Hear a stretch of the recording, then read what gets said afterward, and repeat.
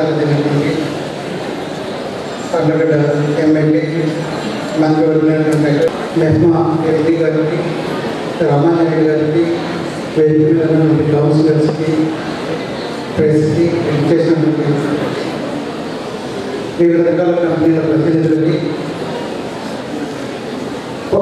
ఈ జాబ్ మేళలో పాల్గొనబోతున్న యువకులందరికీ కూడా నా నమస్కారాలు.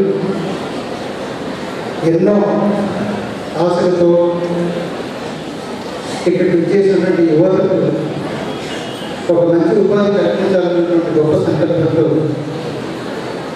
అఖిలప్రియ గారు ఈరోజు కార్యక్రమాన్ని ఏర్పాటు చేసినందుకు వారికి నాగిరెడ్డి గారు చాలా సందర్భాలలో మనం యువతకు ఏదైనా చేయాలి, యువతకి ఒక జాబ్ మేళాన్ని కల్పించాలి.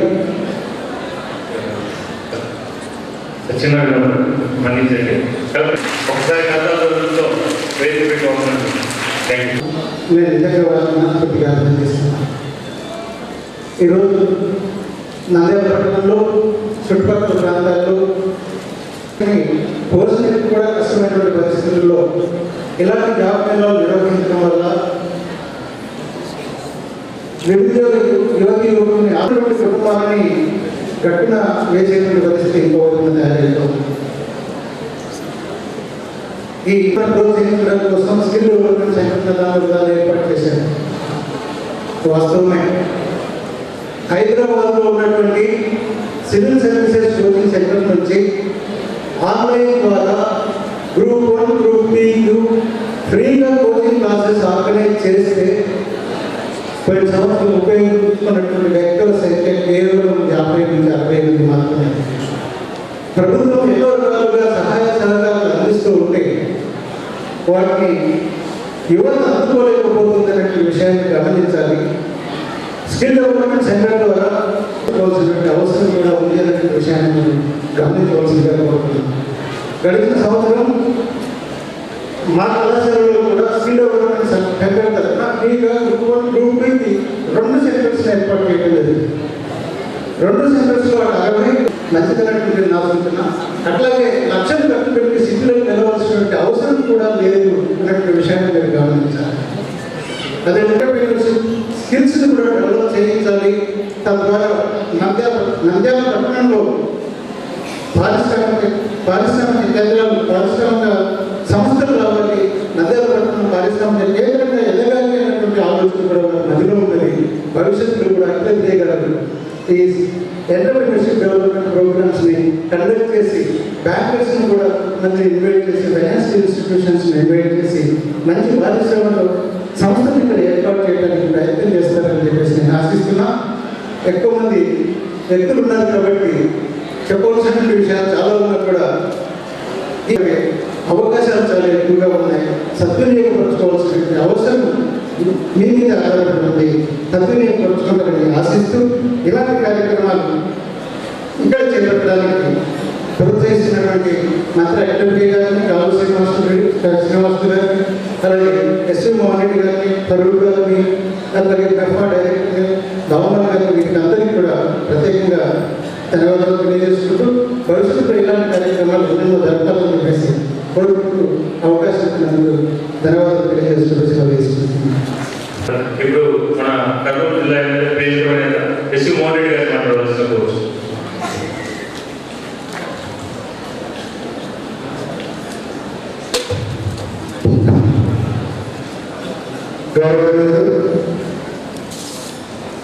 కర్నూలు జిల్లా ఇన్ఛార్జ్ మినిస్టర్ కాళా శ్రీనివాస్ గారికి, గౌరవనీయులు రాష్ట్ర ప్రజాశాఖ మెహ్మా ఎండీ గారైనటువంటి గతంలోకి, గౌరవనీయులు మాజీ మంత్రివర్యులు పెద్దలు ఫరూక్ గారికి, గౌరవనీయులు మాజీ మున్సిపల్ చైర్మన్ అలాగే public service commission member Raman గారికి, వేదికైనటువంటి ఇతర పెద్దలకు, అధికారులకు అందరికీ హృదయపూర్వక నమస్కారాలు. ఈ కార్యక్రమంలో పాల్గొన్నటువంటి యువతీ యువకులందరూ కూడా శుభాకాంక్షలు తెలియజేస్తున్నాను. ఈరోజు నంద్యాల చుట్టుపక్కల ఉన్నటువంటి ఇక్కడ ఉన్నటువంటి నిరుద్యోగ యువతి యువకులందరికీ కూడా వాళ్ళకి ఒక జాబ్ మేళ పెట్టి మీరందరూ కూడా ఆ కంపెనీల దగ్గర పోయి అప్లికేషన్లు పెట్టుకొని ఆ కంపెనీల చుట్టూ తిరిగి ఆ కంపెనీలలో ఉద్యోగాలు ఉన్నాయో లేదో తెలియకుండా కంపెనీల చుట్టూ తిరిగే ప్రయాసం లేకుండా కంపెనీలు అన్నింటినీ కూడా మీ దగ్గరికి పిలిపించి మీకు ఇక్కడ ఉద్యోగాలు లభించే కార్యక్రమం ఏర్పాటు చేసినటువంటి అఖిల ప్రియ గారికి మీ అందరి తరఫున కూడా ధన్యవాదాలు తెలియజేస్తున్నాను. ఎందుకంటే ఇది చాలా ఉపయోగపడే కార్యక్రమం. నేను ఒకసారి ఆలోచించండి, మీరు ఒక కంపెనీకి ఉద్యోగాలకు అప్లికేషన్ తీసుకుంటారో లేదో తెలియదు, మిమ్మల్ని ఇంటర్వ్యూ పిలుస్తారో లేదో తెలియదు, పిలిచిన ఉద్యోగం వస్తారో లేదో తెలియదు, పోయినానికి మాత్రం 3,000 ఖర్చు వస్తారు. కాబట్టి ఆ ఖర్చు మిగిలిపోతుంది, ప్రయాసాలు వచ్చిన వాళ్ళకి ఆతిథ్యం ఇస్తూ వాళ్ళకు మళ్ళీ ఎటువంటి ఇబ్బంది ఉందని భోజనాలు కూడా ఏర్పాటు చేసి మిమ్మల్ని అందరినీ కూడా అతిథులుగా భావించి ఆతిథ్యం ఇవ్వడం, ఇది కూడా అభినందనీయమని కూడా ఈ సందర్భంగా నేను మనవి చేస్తాను. కాన్సెప్ట్ చంద్రబాబు నాయుడు గారు ఉద్యోగం ఇవ్వడమే కాదు, ఉద్యోగావకాశాలు కల్పించడం కూడా చాలా ముఖ్యం. ఎందుకంటే ఒకసారి ఆలోచిస్తే రాష్ట్రం మొత్తం మీద ఈరోజు నిరుద్యోగ ఉద్యోగాలు అంటే ఖాళీలైనటువంటి పోస్టులు దాదాపుగా 1,30,000 దాంట్లో టీచర్ పోస్టులు అన్నీ కలిపి నిరుద్యోగులు చూసుకుంటే 50 లక్షల మంది ఈజీగా ఉంటారు. అంటే అందరికీ కూడా ప్రభుత్వ ఉద్యోగం కాదు, వాళ్ళ ప్రైవేట్ సంస్థలలో కూడా ఉద్యోగ అవకాశాలు కల్పించే కార్యక్రమం చేస్తుంది. మీలో ఉన్నటువంటి శక్తి సామర్థ్యాలు స్కిల్ డెవలప్మెంట్ ద్వారా మీకు ఇంట్రెస్ట్ ఉన్నటువంటి విభాగంలో స్కిల్ డెవలప్మెంట్ ఇచ్చి దానికి సంబంధించినటువంటి ఉద్యోగాలు మీకు ఇప్పించే అవకాశాలు ఈరోజు ప్రభుత్వం చేస్తుంది. ఇంతవరకు ఇటువంటి కార్యక్రమం ఎప్పుడు జరగలేదు. ముఖ్యంగా నిరుద్యోగ యువకులందరికీ అటు ప్రైవేట్ కానీ గవర్నమెంట్ కానీ ఉద్యోగ అవకాశాలు ఏర్పాటు చేసే కార్యక్రమం చంద్రబాబు నాయుడు గారు చేపట్టాలని కూడా ఈ సందర్భంగా నేను మీకు అందరికీ నేను మనవి చేస్తున్నాను. ఒక ఉద్యోగాలే కాదు, మీరు కూడా సొంతంగా వ్యాపారాలు చేసుకునే రకంగా మీరు ఎవరైనా సరే స్మాల్ స్కేల్ ఇండస్ట్రీస్ కానీ కాటేజ్ ఇండస్ట్రీస్ కానీ ఇటువంటి ఏ ఇండస్ట్రీ స్టార్ట్ చేయాలనుకున్నా ఈరోజు ప్రభుత్వం అన్ని రకాలుగా సహకరించడానికి ఈరోజు ముందరికి వస్తా ఉంది. ఒక అన్ఎంప్లాయ్ ఎవరైనా సరే ఒక చిన్న పరిశ్రమ స్టార్ట్ చేస్తామంటే 40% సబ్సిడీతో కూడినటువంటి లోన్ కూడా ఈరోజు ప్రభుత్వం ఏర్పాటు చేస్తాము.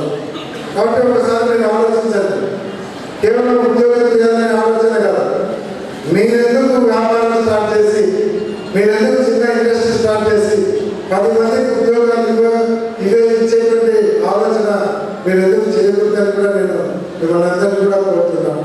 ఒకసారి ఆలోచించండి, ఈరోజు పొదుపు మహిళలు ఉన్నారు, వాళ్ళకి చదువు లేదు, ఇంట్లో వంట చేసుకుంటూ కూడా వాళ్ళకు గ్రూప్గా ఏర్పడి లోన్ తీసుకొని వ్యాపారాలు చేసి మళ్ళీ లోన్ కట్టే స్థాయికి వస్తున్నారంటే చదువు లేకుండా హౌస్ వైఫ్ ఉన్నటువంటి మహిళలు ఈరోజు వ్యాపారాలు చేస్తుంటే పోస్ట్ గ్రాడ్యుయేట్ చదివినటువంటి వాళ్ళు మీరు చేయలేదా అనేటువంటిది ఒకసారి ఆత్మవిమర్శ కూడా చేసుకోవాలని కూడా మీకు మనం చేస్తున్నాం.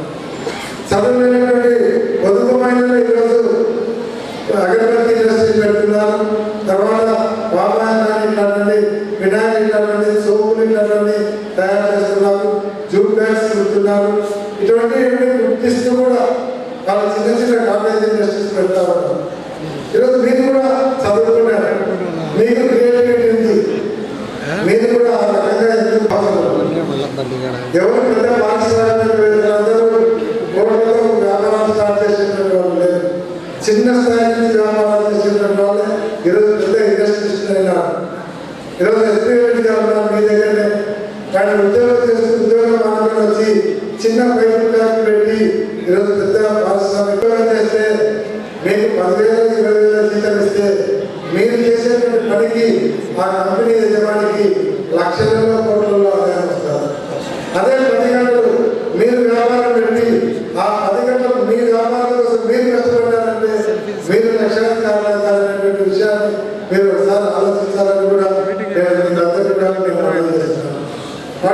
ఉద్యోగం చేయలేదంటే 10 మందికి ఉద్యోగం కల్పించే ఆలోచనతో ఈరోజు యువకులు ముందరికి పోవాలి.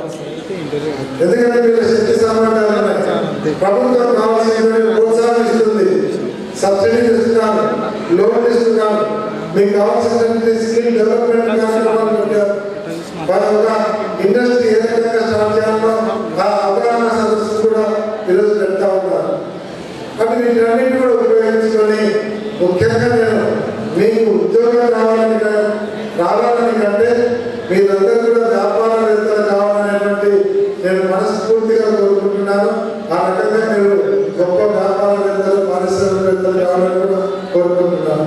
ఈరోజు ఈ కార్యక్రమాన్ని కూడా ఉపయోగించుకొని ఈరోజు జాబ్ మేళా ఇక్కడ పెట్టి ఈరోజు ఉన్నటువంటి యువతి యువకులందరూ కూడా ఉద్యోగ అవకాశాలు కల్పిస్తున్నారు. మేము చాలా మంది కూడా మంచి ఉద్యోగాలు కావాలని కోరుకుంటున్నారు. రాని వాళ్ళందరూ కూడా వ్యాపారాలు, ఇండస్ట్రీస్ స్టార్ట్ చేసే దిశగా కూడా మీరందరూ కూడా ఆలోచించాలని హృదయం మనస్ఫూర్తిగా కోరుకుంటూ భవిష్యత్తులో మీరందరూ మంచి పారిశ్రామికవేత్తలు కావాలని కూడా మనస్ఫూర్తిగా కోరుకుంటూ సెలవు తీసుకుంటున్నాను. జై హింద్. గౌరవనీయులు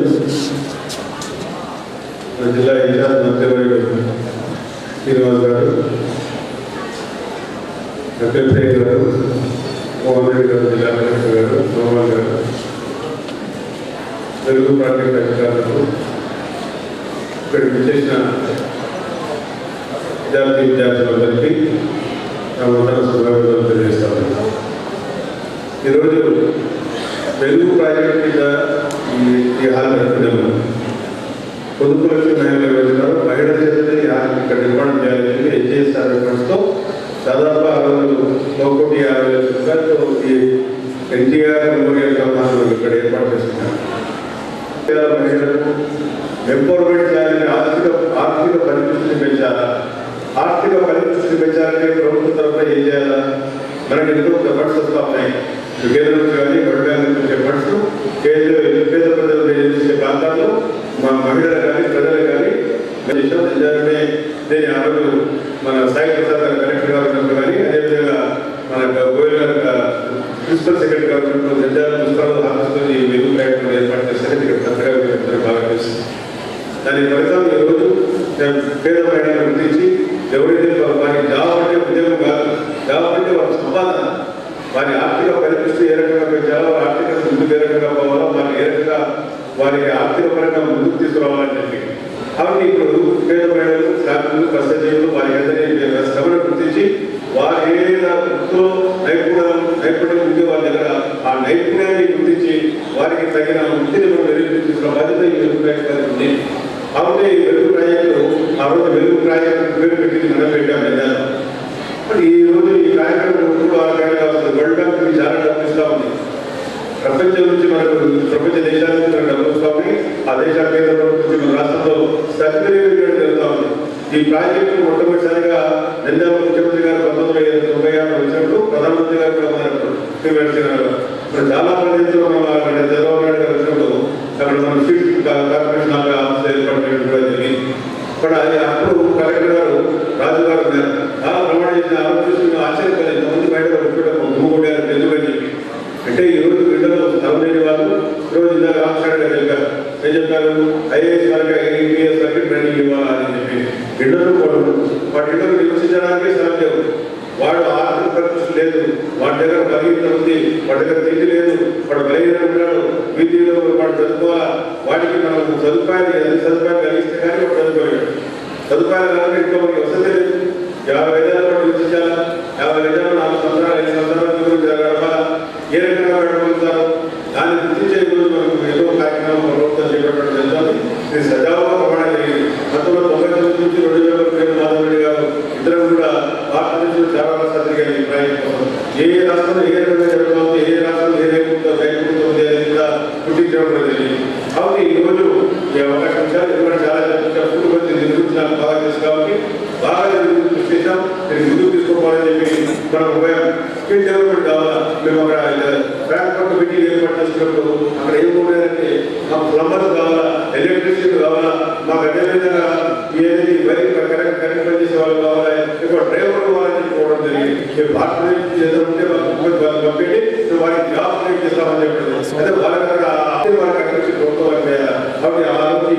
పాయింట్స్ నుంచి తీసుకొచ్చి దాదాపు ఇండియా ఏర్పాటు జరిగింది. అదేవిధంగా జాతీయ కూడా అది కోచింగ్ మనం ఏర్పాటు చేసాం. అభివృద్ధి కార్యక్రమాలు జరిగాయి. వాటి జాబ్ కార్యక్రమాలు ఏర్పాటు చేసినటువంటి అమ్మాయి మినిస్టర్ గారు చాలా సంతోషం. వారు తెలిస్తే మరి ఏం పని చేస్తున్నారు, చూపించిన గ్రామం ఏం చేస్తున్నారు అనుకుంటారు. మేము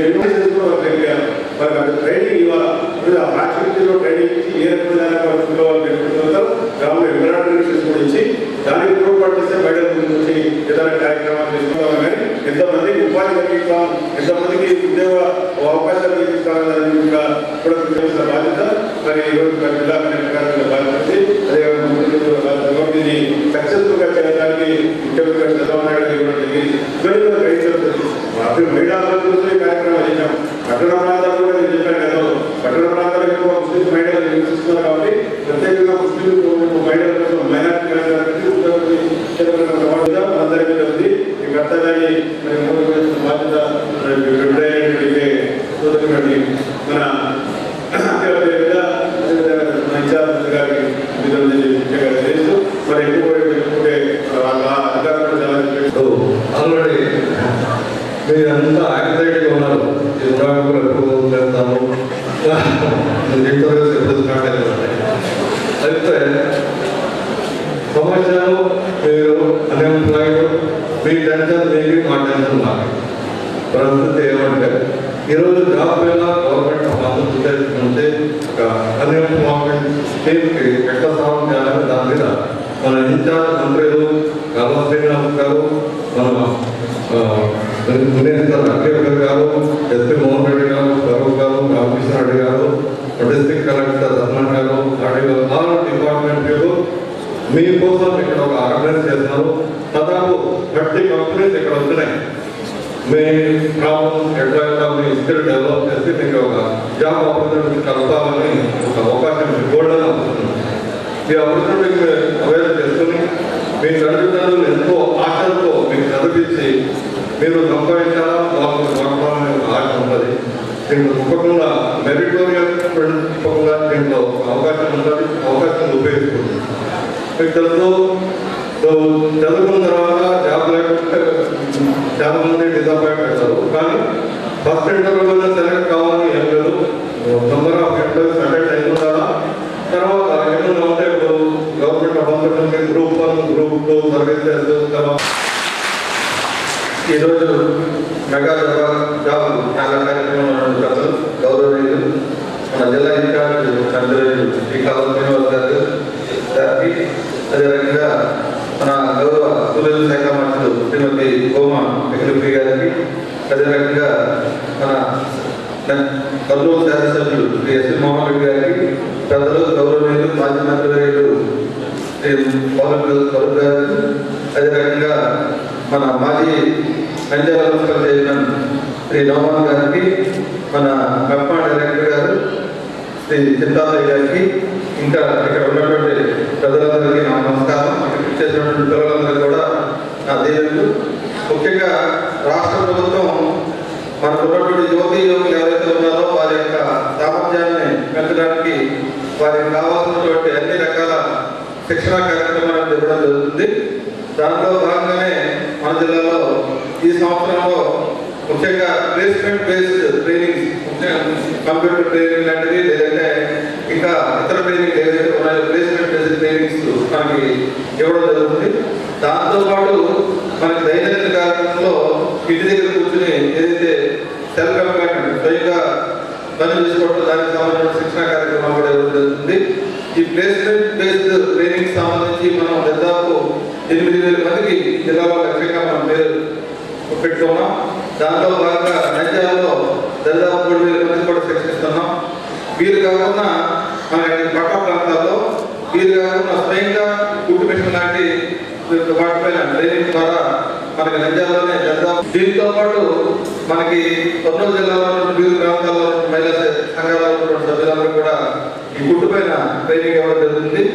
ఇప్పుడు ఈ రోజు మెగా జాబ్ మేళ పెట్టడం ఉద్దేశం ఏంటంటే మన పిల్లలు యువకులు వారు సామర్థ్యాలను చక్కగా ఉపయోగించుకోవడానికి వారికి ఉన్నటువంటి విద్యార్థులను బట్టి వారికి ఉన్నటువంటి సాంకేతిక నైపుణ్యాలను బట్టి